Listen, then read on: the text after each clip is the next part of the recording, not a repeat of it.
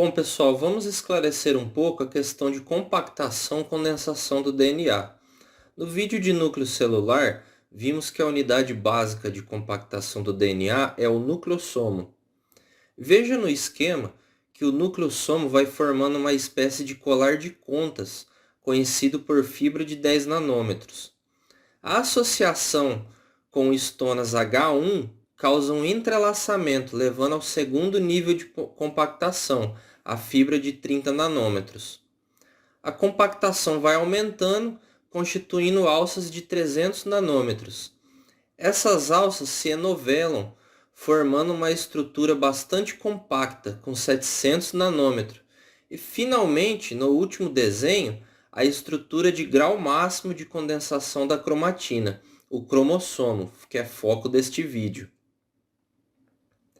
Vamos analisar essa estrutura do cromossomo metafásico. Este nome metafásico é porque este aspecto está evidenciado justamente nesta fase da mitose ou da meiose, a metáfase. A duplicação do DNA no período S da intérfase é determinante para que a célula possa entrar em divisão. Por isso que o cromossomo metafásico é composto por duas cromátides iguais. Dois grandes complexos de proteínas, o complexo condensina e coesina, são relacionados à manutenção da união entre essas duas cromátides. O complexo coesina mantém as duas cromátides irmãs unidas por meio de uma região de estrangulamento, o centrômero. A posição do centrômero permite a classificação morfológica dos cromossomos. Cromossomos metacêntricos apresentam centrômero central, dividindo o cromossomo em dois braços iguais, como o caso do nosso cromossomo principal da imagem. Os cromossomos com braços de tamanho desiguais são chamados de submetacêntricos. Já os que apresentam o centrômero subterminal são chamados de acrocêntricos. Os cromossomos que apresentam centrômero terminal são chamados de telocêntricos. Cada cromátide apresenta uma estrutura proteica associada literalmente ao centrômero, o cinetócoro. Os cinetócoros dirigem a migração dos cromossomos durante a divisão celular, que será abordada em vídeo específico sobre mitose. Nas extremidades do cromossomo são encontradas sequências especiais do DNA.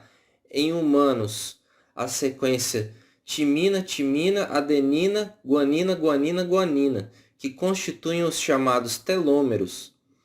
Eles impedem a adesão dos cromossomos entre si, mantendo sua estabilidade. É importante ressaltar que essa sequência de DNA citada é duplicada por uma enzima específica, a telomerase. Outro tipo de caracterização dos cromossomos é feito por técnicas especiais, como a tradicional técnica de bandeamento, onde corantes distinguem principalmente DNA rico em pares de nucleotídeos adenina-timina e DNA rico em guanina-citosina, produzindo um padrão confiável de bandas ao longo de cada cromossomo. O padrão de bandas de cada tipo de cromossomo é único, permitindo que cada cromossomo seja identificado e numerado. Há também técnicas mais modernas de hibridização fluorescente, que permitem até mesmo a pintura individual dos cromossomos. Pegando o gancho com essa última imagem, toda espécie tem um complemento cromossômico característico, do qual se denomina cariótipo.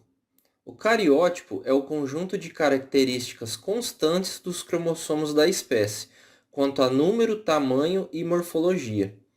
Veja a representação do cariótipo humano. Os cromossomos são ordenados em 23 pares. Em cada par, um cromossomo de origem materna e outro de origem paterna. No par, os dois apresentam a mesma morfologia e, lógico, a mesma sequência gênica. Portanto, são chamados de cromossomos homólogos. Mas atenção, o único par de cromossomos que não é homólogo é o par de cromossomos sexuais do macho, onde o X é herdado da mãe e o Y herdado do pai. Se esse cariótipo fosse de uma mulher, seria XX. Normalmente, os cromossomos de 1 a 22 são numerados por ordem de tamanho. Esse cariótipo que acabamos de mostrar está presente na maior parte das células do organismo, as chamadas células somáticas. E por possuírem dois conjuntos cromossômicos, um do pai e outro da mãe, as células somáticas também são chamadas de células diploides. Matematicamente falando, representamos o cariótipo da célula diploide da seguinte forma: 2n igual a 46, onde n significa o número de cromossomos. Temos dois conjuntos de 23, que é igual a 46 cromossomos. Já nas células gaméticas, como o espermatozoide e o óvulo, temos apenas um conjunto cromossômico, ao invés de diploide. Estas, portanto, são chamadas de células haploides. Aqui, portanto, a fórmula fica em n igual a 23. Uma pergunta importante: por que os gametas têm metade do número de cromossomos? Os gametas se tornam haploides graças ao processo de divisão celular chamado meiose, a ser detalhado em outro vídeo. Lembra que eu disse que o cariótipo é constante numa espécie? Ao ocorrer a união do espermatozoide com o óvulo, ocorre também a união do material genético do pai e da mãe, mantendo assim a constância de cromossomos dentro da mesma espécie. Fizemos este exemplo com uma espécie hipotética de apenas 2 cromossomos para facilitar o entendimento. E lembrando que dos humanos é um conjunto de 46. Por curiosidade, veja também cariótipos de outras espécies. Bom, pessoal, para encerrar este vídeo, vamos falar sobre cromossomos gigantes, devido serem de fácil visualização em microscópio óptico. Tem dois tipos, os politênicos e os plumosos. Os politênicos são encontrados em células de larvas de insetos dípteros, como as moscas e pernilongos no período da intérfase, em diferentes tecidos, como as glândulas salivares, que precisam produzir muitas enzimas. Para que a produção seja satisfatória, há o pareamento dos cromossomos homólogos e duplicações repetidas sem ocorrer a separação, formando um grande cromossomo. Essas várias cromátides unidas, elas apresentarão regiões de maior compactação, alternada com regiões menos compactadas. As regiões mais escuras são mais compactas, chamadas de bandas ou cromômeros. Já as regiões mais claras são menos compactadas, concentrando apenas 5% do DNA. São chamadas de interbandas ou intercromoméricas. Para que determinada enzima ou proteína seja produzida, algumas bandas podem ser descompactadas, formando alças. Esse conjunto de alças forma o que chamamos de puff, ou seja, neles a síntese de RNA é grande. Vamos falar agora dos cromossomos plumosos. Esses são encontrados em ovócitos de anfíbios. Diferente do politênico, que ocorre na intérfase, esse daqui ocorre na etapa prófase da meiose, especificamente onde os homólogos ainda estão unidos por quiasmas.